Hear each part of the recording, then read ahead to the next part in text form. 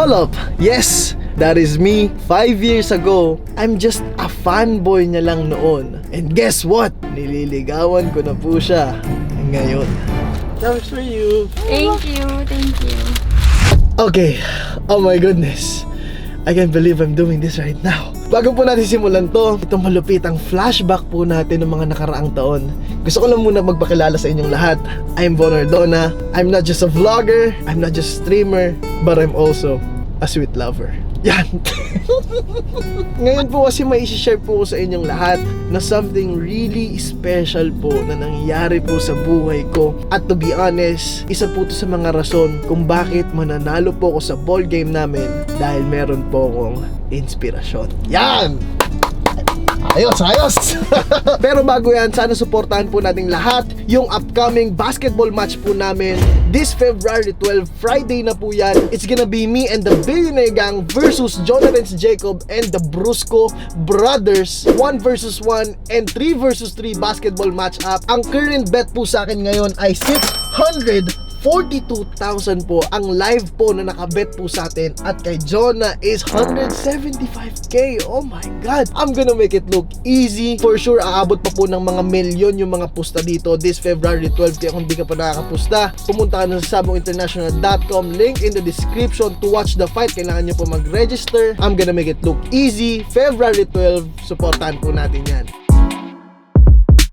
Ngayon, simulan na po natin yung greatest flashback po natin way back 2016 pa lang po, no? So, it all started nung December 4, 2016. Oh my goodness, that is our first photo together po. Noong time na yan, first time ko lang po na pumunta sa mall show niya that time. And hindi pa po ako vlogger po ng time na yun eh. Nagpo-post pa lang po ako ng mga random videos sa Facebook. At may ginawa po akong random video sa kanya na pagkalapit ko sa kanya, kunwari may ibibigay po ako sa kamay niya, pero without her knowing, yung ibibigay ko sa kamay niya is yung mismong kamay ko. Parang Hokage moves po yan mga chong, no?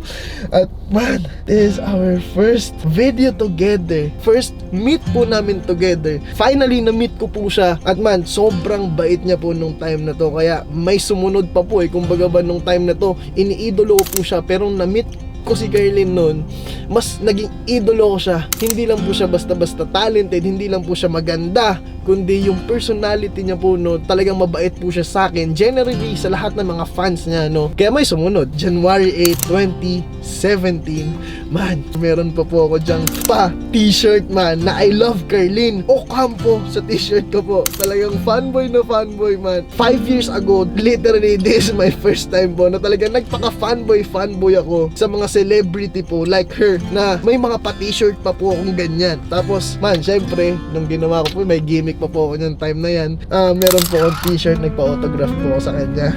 And then nung pagka-autograph niya, hindi niya alam na once na pumirma siya doon, pagkatanggal niya ng handkerchief, ang nakalagay po doon, you have to hug me. So nung time na yan, man, niyakap niya po ako that moment. At bro, yung reaction ko po dyan nung time na niyakap ko po siya is just that unexplainable. Alam niyo po yun, kumbaga ba parang I just hug the girl of my dream. Yung feeling ko niyan eh. Kasi man, unexplainable yung feeling ko po nung moment na to. Parang sobrang speechless ko po na parang ready na ako mamatay nung time na nayakap ko siya. This moment, man. Tapos lalo na nung, alam mo yung sobrang sports niya, kasi may mga gimmick po ako every time na pinupuntahan ko siya. Ito yung way ko para ma-recognize niya ako. Alam mo yung feeling na yun, yung true videos, hindi pa po ako YouTuber that time. And then, may sumunod pa po, syempre. Ito naman po, nung April 24, 2017, our third photo together. Ito naman po is nung sa Trinoma. Ito man medyo ayokong ikwento tong part na to kasi may kalokohan po akong ginawa nito. Parang pumunta po ako sa stage mismo, tapos meron po akong nakasulat sa katawan ko na Carlin Ocampo for life, na nakasulat po mismo sa katawan ko. Tapos pumunta ako sa stage, tapos man, na-detain po ako, nahuli po ng mga security guards. Oh my goodness, ayoko na pong ikwento yan. Parang ayoko na maalala yung moment na yan kasi sobrang nakaka nakakahiya po. Kumbaga ba, ganun po ako 4 years ago para lang mapansin ako, ma-recognize ako ng iniidolo ko na ina-admire ko talaga. And guess what? Ngayon, buddy, nakakasama ko na, di ba? Kaya nakaka-freak out lang po talaga no? Tapos, may sumunod pa po, February 12, 2018. Ito po yung pang-apat na beses na pagkikita namin. Itong time na to, YouTuber na po ako nito na napagtanto ko na kung ano po talaga yung gusto kong gawin sa buhay ko nung 2018 na gusto kong maging YouTuber, maging vlogger. At itong moment na to, ito po yung first video po namin together sa channel ko. Niyakap ko po siya ng moment na yan kasi alam ko, nung 2018, aalis na po siya niyan pupunta na po siya sa Korea, doon po siya mag-work because of doon sa binubuo nilang Asian group. Kaya tinake ko po yung chance na to na mayakap siya, mapuntahan siya. Parang talagang ito po yung mga tinitreasure ko po talaga na moments, no? 2018, 2019, until 2020, hindi na po kami nagkita noon, of course. And lagi ko pong sinasabi sa kanya noon through messages na kahit hindi niya po ako pinapansin that time, sinasabi ko po sa kanya na, Carlene, I'm gonna work on myself, and one day darating yung moment na I'm gonna work with you. And guess what? Nung next po namin na pagkikita, oh my goodness, this is it, man, this is it. Ito na po yun. After po niya mag-work sa Korea, nagkaroon po ulit kami ng connection together nung September 10, 2020.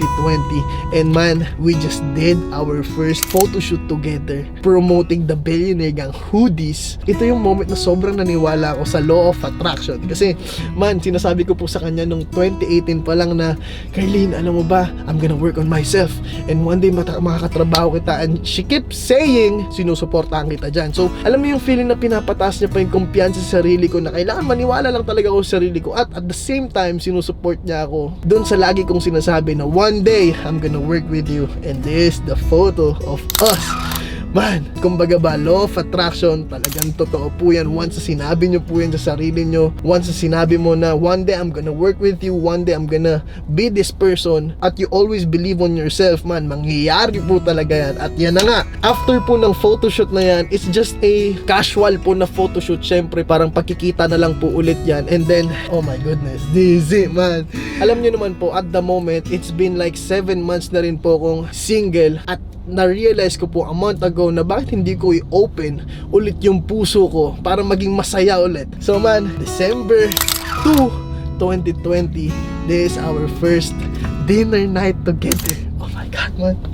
Naalala ko to. Ito po yung sinurprise ko siya. Sabi ko kasi sa kanya, may dadaan lang ako sa kanya. Pero hindi niya alam, nadadaling ko po siya dito sa the rooftop. May date po kami dito. Oh my God, man. Nung mga oras na po na ito, talagang pong nag-freak out po ako inside me. Na nung time na kasama ko po siya noon, na kasabay ko po siya kumain noon. Kasi man, I'm just a fanboy nung 2016. And then man, kasabay ko po siya kumain this time. So, alam mo yung feeling na gusto ko pong i-document, gusto ko pong i-vlog yung what's happening dun sa dinner na yun. But like, mas pinili ko po na i-save na lang, i-treasure na lang po yung memories namin together, yung moment na yun, personally. Sa sarili ko na lang po yun kasi ayoko nang isipin pa yung iba, kumbaga ba sa kanya lang yung focus ko eh. Alam mo yung feeling na yun, ganun po eh. So after this dinner night, medyo awkward, of course, syempre may sumunod pa. Yan! Syempre man! Oh my goodness, this is it man! December 29, 2020. Oh my God, this is our first fine dining dinner po. Nag-dinner po kami nito sa yate doon po sa MOA. And man, this is my ideal date. Nasabi ko po sa kanya na talagang dadaling ko po siya dito. And man, gustong, alam mo yung feeling na itong moment na to, gusto kong i-document, i-vlog to, pero at the same time gusto kong i-treasure to na kaming dalawa lang eh. Kaya kinip ko na lang po to sa sarili ko. Talagang may mga pa-flowers pa po ng mga moment na yan. Tapos wala po siyang idea na dito ko po siya dadalhin kasi kita niyo naman yung suot niya, parang nakapang office pa po siya nun kasi galing siya sa office nila nun. December 29, this is just the greatest night of my life ng mga moment na to. Hindi ko lang po talaga ma-share sa inyo. And then yan, man, December 29, 2020 po ito. Kumbaga ba, hindi pa po pumapasok yung 2021. Buong-buo na po agad yung taon ko. Alam mo yun? And then, syempre, pumasok na ang bagong taon. Yan, 2021. Kasama ko po siya ng January 5 2021, yung first time ko po siyang inaya dito sa Billionaire Gang Mansion. Nung time na to, nag-prepare po ako ng ideal picnic date po namin dito sa Billionaire Garden. At kung makikita nyo naman man, sobrang swabe, sobrang ideal date po yung nangyari po niyan. At syempre, hindi nyo po alam yan kasi kinikip ko lang po lahat yan. Kung mga tinitreasure ko po yan, yung mga moment na yan, ayoko po kasing isipin niya na dinidate ko lang po siya for the vlog purposes, for the content purposes. That's why tinitreasure ko na lang po talaga yun sa sarili ko, and so on and so forth. Ang dami pa po, actually may mga recent pa po kami, dates pa po kami ng mga nakaraan. Man, kumbaga ba, ang pinupunto ko po dito kung gaano po ako ka-inspired ngayong 2021. Kumbaga ba, besides sa mama ko, she's one of my biggest inspiration ngayong 2021. Why I'm waking up every morning na sobrang motivated at super inspired every day. It's all because of her and of course my mom. Kasi yung objective ko po talaga is mabilang ko po yung mama ko as soon as possible ng dream house niya, and then after yung dream house namin ni Carlene. Oh my goodness, oh my goodness. So, finlashback ko lang po talaga lahat ito kasi gusto ko pong i-share po sa inyo yung moment na to. And then like, kasi mamayang gabi po, magkakaroon po kami ng first dinner night together with a vlog. So kasama ko po kayo. Oh my goodness. So kailangan syempre aware kayo kung ano nangyari kasi mamayang gabi magkasama kami. Tapos i-vlog ko po yun. First dinner date po namin yan mamayang gabi na merong camera, so medyo magiging awkward po talaga to. First time ko po kayong isasama sa offline na buhay ko, yung behind the camera na buhay ko, na bakit hindi lang po ko sa harap ng camera masaya. I'm always happy po behind the camera because of her. First dinner date namin mamayang gabi with the camera. Oh my goodness, paano kaya to? Abangan nyo na lang bukas kung ano po yung mangyayari sa first dinner date namin together ni Carlene. Wish me luck. Wow!